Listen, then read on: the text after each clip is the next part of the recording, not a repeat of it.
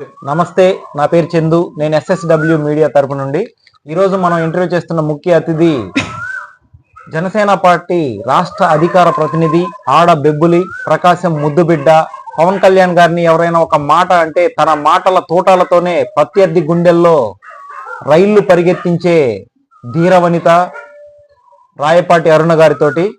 నమస్తే అరుణ గారు. నమస్తే.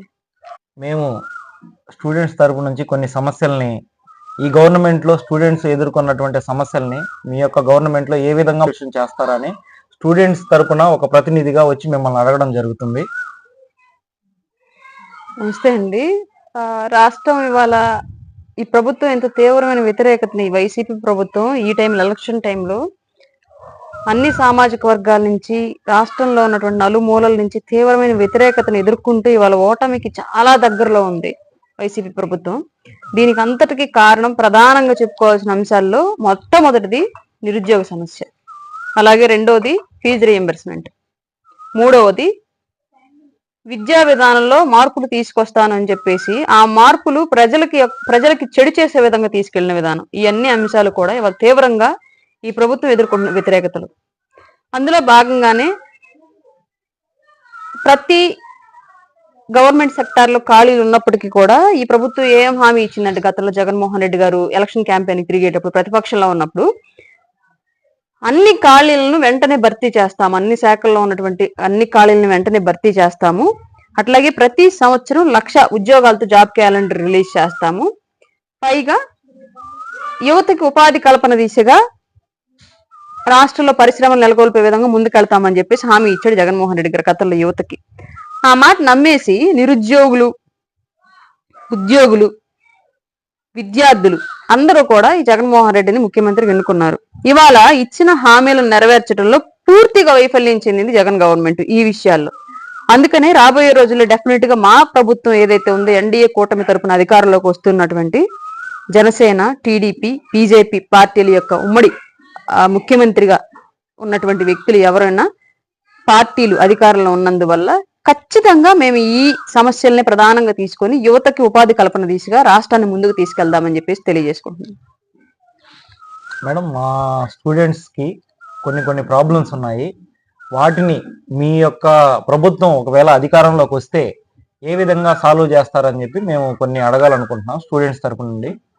అంటే ఈ యొక్క గవర్నమెంట్లో స్టూడెంట్స్ ఫీజులు కట్టలేక కొన్ని సర్టిఫికేట్లు అన్నీ కూడా కాలేజీల్లోనే వదిలేసుకొని రోడ్ల మీద తిరుగుతున్నారు, వాళ్ళ జీవితాలు నాశనం చేసుకుంటున్నారు.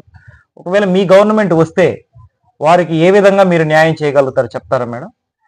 తప్పకుండా చేస్తామండి. ఇది ఎలా అంటే, ఆల్రెడీ ఫీజు రీఎంబర్స్మెంట్ పేరుతోటి జగనన్న విద్యా దీవెన ఇట్లాంటి ఎన్నో పేర్లు పెట్టి బోగస్ పథకాలను క్రియేట్ చేసి జగన్మోహన్ రెడ్డి ఆల్రెడీ ప్రజా ఖజానా నుంచి కొంత డబ్బును దోచేసుకున్నాడు. అతను ఆ పథకాలకు ఇచ్చినట్లుగా బటన్లు నొక్కినట్లుగా లెక్కల్లో చూపించాడు. కానీ అవి ఇంతవరకు కాలేజ్ యాజమాన్యాలకు కానివ్వండి, స్టూడెంట్స్ యొక్క తల్లిదండ్రులకు కానివ్వండి పడలేదు. ఆ డబ్బులు కట్టలేదని యాజమాన్యాలు యథావిధిగా విద్యా వ్యవస్థలు ఎప్పుడు వ్యాపారమే చేస్తాయి, వాళ్ళకేం ప్రజాసేవ ఉండదు. వాళ్ళు చేస్తున్న వ్యాపారంలో భాగంగా వాళ్ళకి డబ్బులు ఇవ్వలేదు కాబట్టి సర్టిఫికేట్లు ఇవ్వలేదు స్టూడెంట్స్ కి. చాలా మంది ఈ సర్టిఫికేట్స్ రాలేదని చెప్పేసి ప్రైవేట్ వ్యవస్థల్లో కొన్ని చోట్ల స్కిల్ని బేస్ చేసుకుని వెళుతూ ఉంటారు కాబట్టి ముందుకి అట్లాంటి చోట్ల ఉద్యోగాలు దొరికిన దగ్గర అట్లాంటి వాళ్ళు ఉద్యోగాలు సెటిల్ అయ్యారు. సర్టిఫికేట్లే కావాలి అనుకున్న వాళ్ళు మాత్రం సర్టిఫికేట్లు తెచ్చుకోలేక, అంత డబ్బు లేక ఏదో కూలీ నాలి చేసుకుంటూ లేదంటే జులాయిగా తిరుగుతూ సిచ్యువేషన్ అనేది రాష్ట్రంలో ఏర్పడిపోయింది. కాబట్టి మా ప్రభుత్వం వచ్చిన తర్వాత తప్పనిసరిగా అట్లా ఎంతమంది స్టూడెంట్స్ యొక్క సర్టిఫికేట్లు కేవలం ఫీజు కట్టక మాత్రమే కాలేజీ యాజమాన్యాల దగ్గర పెండింగ్ లో ఉండిపోయాయో వాటికి కారణాలు ఏంటో తెలుసుకొని ఆ కారణాలను నివృత్తి చేసి డెఫినెట్ గా ప్రభుత్వం నుంచి డబ్బులు వెళ్లాలా, కంపల్సరిగా వాళ్ళకి ఇచ్చేసి అవి ఎవరి దగ్గర తప్పు జరిగింది, ఎక్కడ అవినీతి జరిగిందని దాన్ని ఐడెంటిఫై చేసి వాళ్ళ దగ్గర నుంచి ఆ అమౌంట్ మళ్ళీ వెనక్కి తీసుకొని లేదా ప్రజా ఖజానా నుంచి కొత్తగా బడ్జెట్ కేటాయించి అయినా సరే కాలేజీలకు ఆ ఫీజును కట్టి ఆ సర్టిఫికేట్లు అనేవి పిల్లలకి ఇచ్చేలాగా కంపల్సరీగా వాళ్ళు ఫ్యూచర్ లో ఎలాంటి ఇబ్బంది రాకుండా ఆ సర్టిఫికేట్లు అనేవి మా ప్రభుత్వం తరపు నుంచి ఇప్పించడం జరిగిందండి.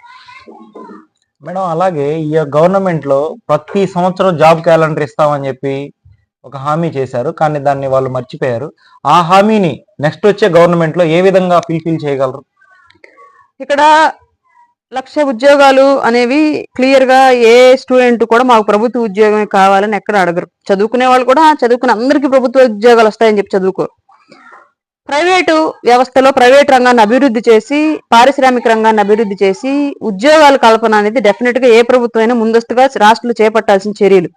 అందులో భాగంగానే పారిశ్రామికవేత్తలను రాష్ట్రంలోకి ఆహ్వానించి పరిశ్రమలు నెలకొల్పడానికి వాళ్ళకు అనుకూలమైన వాతావరణం కలుగజేసి దాని ద్వారా ప్రైవేట్ రంగంలో, అలాగే ప్రత్యేకించి స్కిల్ డెవలప్మెంట్ అని ఈ మధ్య పవన్ కళ్యాణ్ గారు ప్రత్యేకించి కులగణన కాదు జరగాల్సింది, స్కిల్ గణన జరగాలి అని చెప్పేసి క్లియర్ గా చెప్తున్నారంటే ఎవరికి ఏ రంగంలో ఆసక్తి ఉందనేది తెలిస్తే ఆ రంగంలో ఏ విధంగా మనం అత్యాధునికంగా రాష్ట్రంలో ముందుకు తీసుకెళ్లి వాళ్ళకు ఒక బెటర్ పొజిషన్ ని కల్పించగలము, దాని ద్వారా ఉపాధి ఏ విధంగా ఏర్పాటు చేయగలం అనే విషయాన్ని మనం అవగాహన చేసుకోవచ్చు అని చెప్పేసి పవన్ కళ్యాణ్ గారు పదే పదే చెప్తూ ఉన్న విషయం మనందరం చూసే ఉన్నాం. కాబట్టి కంపల్సరిగా స్కిల్ గణన ద్వారా కూడా వివిధ రంగాల్లో ఆసక్తి ఉన్న వాళ్ళందరినీ ఆ రంగంలో అత్యున్నతంగా తీర్చిదిద్ది వాళ్ళకి కావాల్సినటువంటి అన్ని సౌకర్యాలు ఈ రాష్ట్రంలో ఏర్పాటు చేసి ఆ విధంగా వాళ్ళకు ఉపాధి కల్పించేలాగా, అలాగే ప్రభుత్వ రంగంలో ఉన్న అన్ని ఖాళీలను భర్తీ చేసే విధంగా కూడా ముందుకు వెళ్లి ప్రతి సంవత్సరం 1,00,000 ఉద్యోగాలని ఖచ్చితంగా ఈ నంబర్ అని మేము చెప్పం కానివ్వండి, డెఫినెట్ గా నిరుద్యోగ యువతకు ఉపాధి కల్పన దిశగా అయితే రాబోయే ప్రభుత్వం రాష్ట్రంలో ముందుకు వెళుతుంది 100%.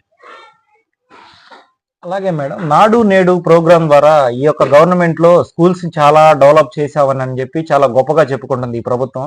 కానీ రియాలిటీలోకి వెళ్తే చాలా మంది విద్యార్థినీలు కనీస వసతులు లేక ఈవెన్ బాత్రూమ్ ఫెసిలిటీస్ కూడా లేకుండా ఇబ్బంది పడుతున్నారు. అలాగే సరిపడిన స్టూడెంట్స్ కి సరిపడ్డ టీచర్స్ కూడా లేకుండా ఇబ్బంది పడ్డారు. దాన్ని రేపొచ్చే మీరు వచ్చే ప్రభుత్వంలో ఏ విధంగా దాన్ని ఓవర్కమ్ చేస్తారు?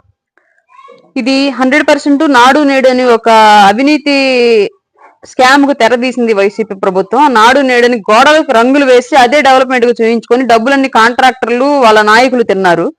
రాబోయే రోజుల్లో మా ప్రభుత్వం వస్తే మాత్రం డెఫినెట్ గా ఇది ప్రజలకనే కాదు, రాబోయే మా ప్రభుత్వాన్ని పాలించే నాయకులు కూడా నా సైడ్ నుంచి ఒక రిక్వెస్ట్, ఒక ఆడపిల్లగా గతంలో ఒక 5-6 నెలల క్రితం నాకు ఒక కాల్ వచ్చింది, కురిచేడు మండలం నుంచి ఒక కాల్ వచ్చింది. ఒక స్టూడెంట్ యొక్క తండ్రి చేశాడు నాకు ఆ కాలు. ఆయన చెప్పిన సమస్య ఏంటి అంటే, మా అమ్మాయి కృష్ణా జిల్లాలో పలానా గురుకుల పాఠశాలలో చదువుతోంది, 9th క్లాస్ చదువుతోంది. అక్కడ 100 మంది పిల్లలకి 5 బాత్రూములు ఉండడం మూలంగా అరగంట మాత్రమే వాళ్ళకి ఇంటర్వెల్ టైం ఉండడం మూలంగా ఉదయం నుంచి సాయంత్రం వరకు పిల్లలు టాయిలెట్ కి వెళ్ళడానికి ఇబ్బంది పడుతూ ఆడపిల్లలు ఉదయం నుంచి సాయంత్రం వరకు అట్లాగే యూరినల్స్ అనేవి స్టోర్ చేసుకోవడం మూలంగా ఇన్ఫెక్షన్స్ వచ్చేసి దాని మూలంగా సమస్యలు వచ్చి గైనకాలజిస్ట్ని సంప్రదిస్తే ఈ సమస్య దీర్ఘకాలంగా కొనసాగితే పిల్లలకి పీసీఓడి సమస్య వచ్చి రాబోయే రోజుల్లో గర్భవతులు అవ్వడానికి, పెళ్ళైన తర్వాత తల్లి అవ్వడానికి చాలా ఇబ్బందులు ఎదుర్కొనే సమస్యలు ఎదురవుతుంటాయి. కాబట్టి ఈ సమస్య రాకుండా ఎవ్రీ 1.5 hour కి 2 hours కి అట్లీస్ట్ 3 hours కి ఒకసారి అయినా సరే యూరినల్స్ కి వెళ్లేలాగా మీ పిల్లలకు ఫెసిలిటీ కల్పించేలాగా అట్లాంటి పాఠశాలలో చదివించండి అని చెప్పేసి ఆ డాక్టర్ వాళ్ళకి సలహా ఇచ్చిందంట. వాళ్ళు వెళ్ళి ఆ కాలేజీ యాజమాన్యంతో మాట్లాడితే వాళ్ళ దగ్గర నుంచి స్పందన లేదు.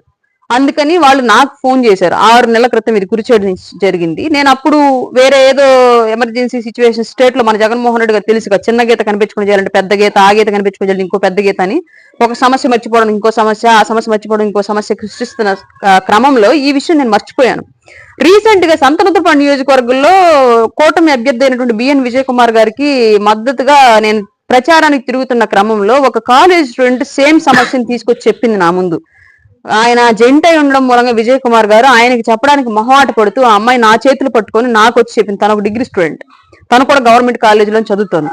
ఆ అమ్మాయి కూడా సేమ్ సమస్య చెప్పింది. మేడం మాకు టాయిలెట్స్ పెద్ద సమస్య అని నాడు నేడు అని చెప్పేసి విద్యాలయాలు విపరీతంగా అభివృద్ధి చేశామని చెప్తున్నా జగన్ గవర్నమెంట్ ఏ విధంగా అభివృద్ధి చేయలేదు. మాకు టాయిలెట్ అనేది సమస్య, ఉదయం నుంచి రాత్రి వరకు మేము టాయిలెట్కి వెళ్ళడానికి ఇబ్బంది పడి రాత్రులు కూడా మగవాళ్ళందరూ పడుకున్న తర్వాత మా కాలేజెస్ నుంచి హాస్టల్స్ కి వెళ్లి హాస్టల్స్ లో కూడా వార్డులు కూడా కొంతమంది మగవాళ్లే ఉంటారు కాబట్టి వాళ్ళు కూడా పడుకున్న తర్వాత మేము ఆరు బయట ఏదో గోడ దగ్గర అట్లా యూరినల్స్ కి వెళ్లాల్సిన పరిస్థితి వస్తోంది. మాకు ఎక్కువ మంది సంఖ్య ఉండడం మూలంగా, మా బాత్రూమ్ సంఖ్య తక్కువ ఉండడం మూలంగా దానివల్ల మాకు అబ్డామిన్ లో సమస్యలు వస్తున్నాయి. రాబోయే రోజుల్లో ఇవి దీర్ఘకాలికంగా వెళ్లే పరిస్థితి ఉంది కాబట్టి మా జీవితం ఇబ్బంది పడుతుంది ఆరోగ్యపరంగా. దీన్ని మీ ప్రభుత్వం వచ్చిన తర్వాత అయినా సరే వీటి మీద ప్రధానంగా దృష్టి పెట్టి ఎక్కువ మంది మహిళలు ఉన్న దగ్గర, ఎక్కువ మంది బాలికలు ఉన్న దగ్గర ఎక్కువ బాత్రూమ్స్ ఉండేలాగా చూడండి మేడం, మేము అంతకు మించి మిమ్మల్ని ఏం అడగమని చెప్పేసి ఒక డిగ్రీ స్టూడెంట్ నన్ను అడిగింది. ఇవాళ రాష్ట్ర ప్రభుత్వం నాడు నేడని గొప్పగా చెప్పుకుంటున్న దానిలో కనీసం బాత్రూములు కూడా కట్టి ఆడబిడ్డలకి యూరినల్స్ కి వెళ్ళడానికి స్వేచ్ఛ ఇవ్వలేని మన ప్రభుత్వాలు ఉండడం అవసరం, పాలించడం అవసరం అని నేను ఈ జగన్మోహన్ రెడ్డి గవర్నమెంట్ అడుగుతున్నాను.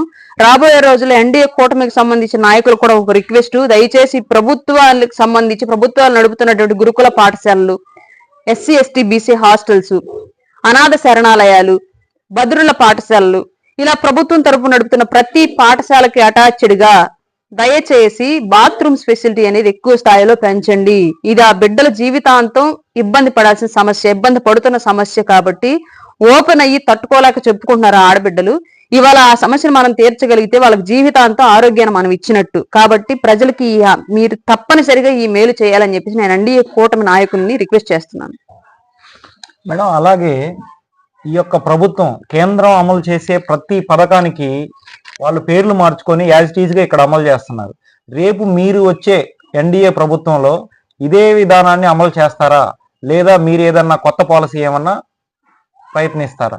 దాని గురించి చెప్పాలి మేడం. రాష్ట్రంలో ఉన్నటువంటి ఆర్థిక పరిస్థితులు ఎలా ఉన్నాయి, జగన్మోహన్ రెడ్డి ఎంత డ్యామేజ్ చేశాడో అనేది అధికార పగ్గాలు చేపట్టిన తర్వాతే ప్రభుత్వానికి అర్థమైంది, రాబోయే ఎన్డీఏ కూటమికి డెఫినెట్ గా. కేంద్రం నుంచి వాళ్ళు వాళ్ళకి ఆల్రెడీ సపరేట్ మేనిఫెస్టో ఉండిద్ది. అన్ని రాష్ట్రాలకి వాళ్ళు అదే మేనిఫెస్టో అమలు చేస్తారు. కేంద్రం అమలు చేస్తున్న మేనిఫెస్టోకి అనుకూలంగా రాష్ట్రాలు కూడా కొంత మొత్తాన్ని వెచ్చించి ఆ పథకాలను ఇంకొంచెం ఎఫెక్టివ్ గా ప్రజలకు అందించే బాధ్యతను ప్రతి రాష్ట్ర గవర్నమెంట్ తీసుకునిద్ది.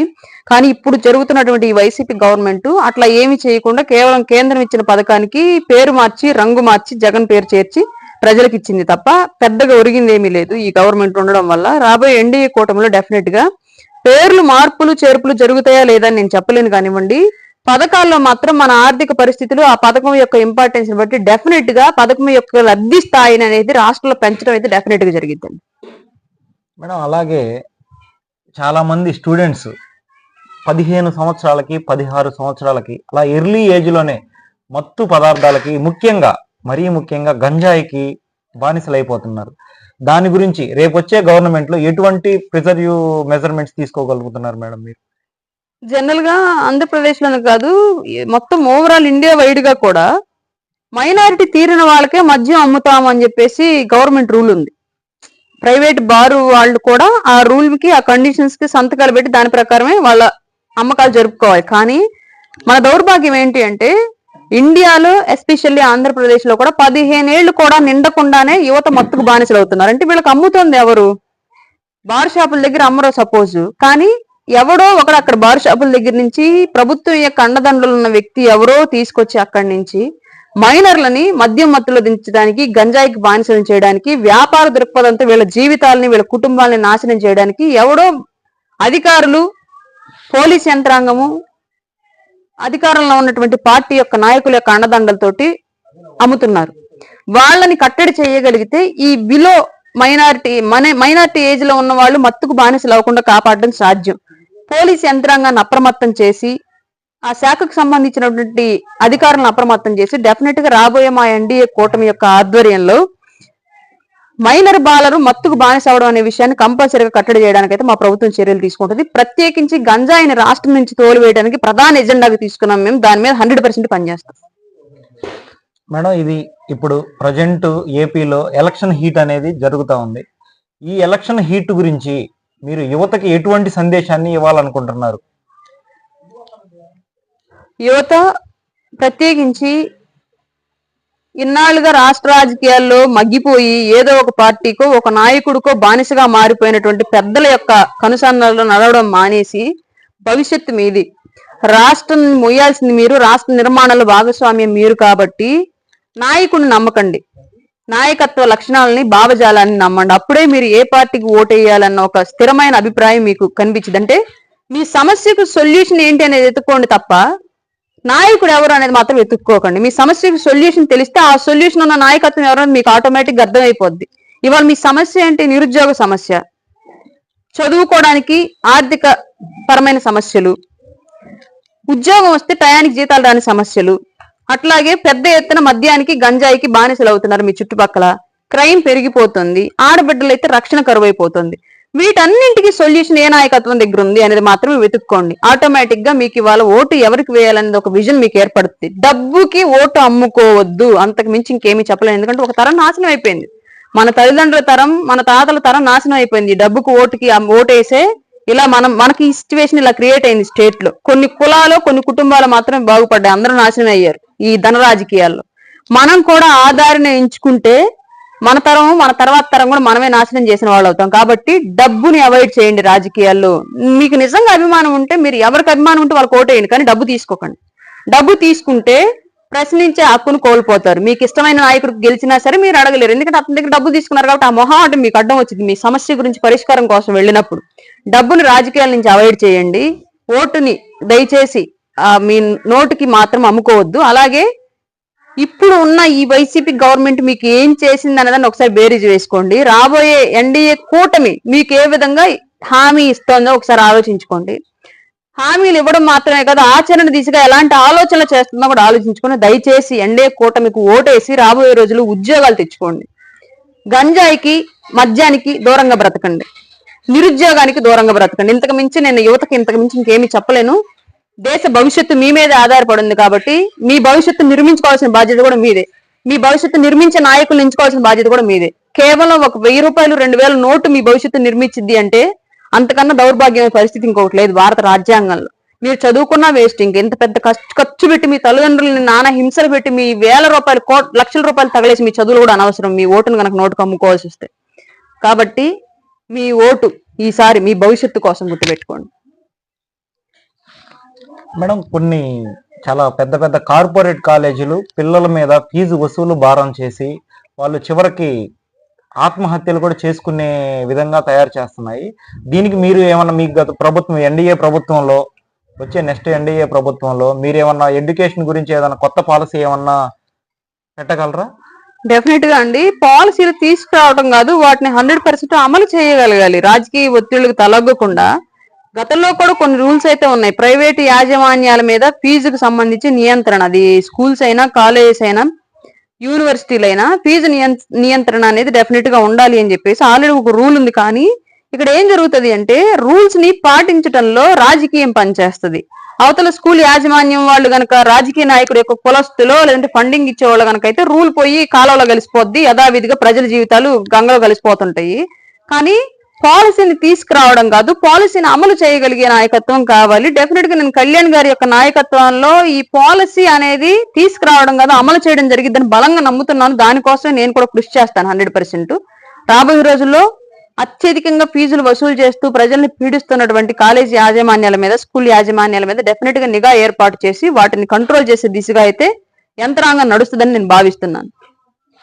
మేడం, గత ప్రభుత్వంలో కొంతమంది విద్యార్థుల మీద దాడులు జరిగాయి. ఉదాహరణకి బాపట్ల దగ్గర అమర్నాథ్ గౌడ్ గారి మీద అయితేమి, అలాగే కర్నూలు దగ్గర ప్రీతి వాళ్ళ మీద అయితేమి దాడులు జరిగాయి. దానికి ఈ యొక్క నెక్స్ట్ గవర్నమెంట్ లో వాళ్ళ తల్లిదండ్రులకి వాళ్ళ కుటుంబాలకి ఏదైనా న్యాయం చేయగలరా? ముమ్మాటికి ఒక అమర్నాథ్ గౌడు సుగాలి ప్రీతి అనే కాదు, చదువుకున్న పిల్లలకి చదువుకునే అనే కాదు మహిళలకి భద్రత అవసరం. అది ఏ వయసులో ఉన్నా సరే. తన అక్కకి భద్రతగా మారిన ఒక కుర్రాన్ని చంపిన వ్యక్తుల్ని వెనకేసుకొచ్చిన ప్రభుత్వం ఇవాళ అధికారంలో ఉంది రాష్ట్రంలో, వైసీపీ. అట్లాగే సుగాలి ప్రీతి, ఆ బిడ్డకి ఇప్పటికి కూడా న్యాయం జరగలేదు. చాలా మంది కాంప్రమైజ్ అయిపోయి డబ్బులు తీసుకుని పోయిన వాళ్ళు ఎలాగో పోయారు. డబ్బులు తీసుకున్నామని చెప్పేసి చాలా మంది ఇట్లాంటి నేరాలు జరిగిన వాళ్ళందరి కుటుంబ సభ్యులు కాంప్రమైజ్ అయిపోయారు. కానీ ఆ తల్లి మాత్రం ఇప్పటికీ నా బిడ్డకు జరిగినట్టు ఇంకెవరికి జరగకూడదని పోరాడుతూ ఉంది. సుగాలి పార్వతి గారి యొక్క పోరాటానికి మద్దతుగా నేను 100% రాబోయే ప్రభుత్వంలో ఆమె కుటుంబానికి న్యాయం జరిగిద్దని చెప్పేసి భావిస్తున్నాను. రాబోయే రోజుల్లో నేరం కంట్రోల్ అయితే మద్యం మత్తులో జరిగే నేరాలు, అలాగే డబ్బు రాజకీయ మత్తులో జరిగే నేరాలను గనక కంట్రోల్ చేయగలిగితే, ఒకరిని శిక్షించి మిగతా వాళ్ళని భయపెట్టగలిగితే ఇవి ఆగుతాయని నేను భావిస్తున్నాను. రాబోయే రోజుల్లో ఇట్లాంటి నేరాలు చాలా జరిగాయి కాబట్టి స్టేట్ లో, వాటన్నింటికీ రాబోయే రోజుల్లో న్యాయం జరిగిద్దని నేను భావిస్తున్నాను. మేడం, చివరిగా గత ప్రభుత్వం మెగా డిఎస్సి అని చెప్పి భారీ మోసానికి తెరలేపింది. ఈ యొక్క ప్రభుత్వంలో ఎన్డీఏ ప్రభుత్వంలో మొదటి సంతకం మెగా డిఎస్సి మీదే పెడతారు అని చెప్పి హామీలు ఇస్తున్నారు. మేనిఫెస్టోలో కూడా పెట్టారు. దానికి అది కరెక్ట్ గా నిజంగానే అది అమలవుతుందా, లేదా దాన్ని ఇంకేమన్నా లోపాలు ఏమన్నా ఉన్నాయా? ముమ్మాటికి ఉద్యోగాల్లో వివిధ శాఖల్లో ఉన్నటువంటి ఖాళీ భర్తీల్లో భాగంగా మొట్టమొదటిగా డిఎస్సి మీద సంతకం చేస్తారు. మెగా డిఎస్సి మీదే. విద్యా వ్యవస్థలో చాలా ఖాళీలు ఉన్నాయి. వాటన్నింటినీ పూర్తి చేస్తేనే ఫస్ట్ డ్రాప్ అవుట్స్ అనేవాళ్ళు పెరగకుండా స్టేట్ లో విద్యా శాతం, అలాగే పాస్ అవుట్ అందరిని పెంచడానికి అవకాశం ఉంది. కాబట్టి డెఫినెట్ గా మెగా డిఎస్సి మీద మొదటి సంతకం జరిగిద్ది. దానికి సంబంధించి నియామకాలు చేపట్టిన తర్వాత దానికి సంబంధించి స్కూల్స్ ఎన్ని ఉన్నాయి, ఎన్ని స్కూల్స్ ఈ ప్రభుత్వంలో మూసివేశారు ఇప్పటి వరకు, వేటిని ప్రారంభించవచ్చు, ఇట్లాంటి వాటన్నింటి మీద కూడా దృష్టి పెట్టి రాబోయే రోజుల్లో మెగా డిఎస్సి వాళ్ళకి 100% హామీ ఇస్తున్నాం. ఫస్ట్ సంతకం మీదే ఉంటుంది. Madam, thank you madam. Thank you. మీ యొక్క విలువైన సమయాన్ని మాకు స్టూడెంట్స్ తరపున ప్రతినిధిగా మాట్లాడే అవకాశం ఇచ్చినందుకు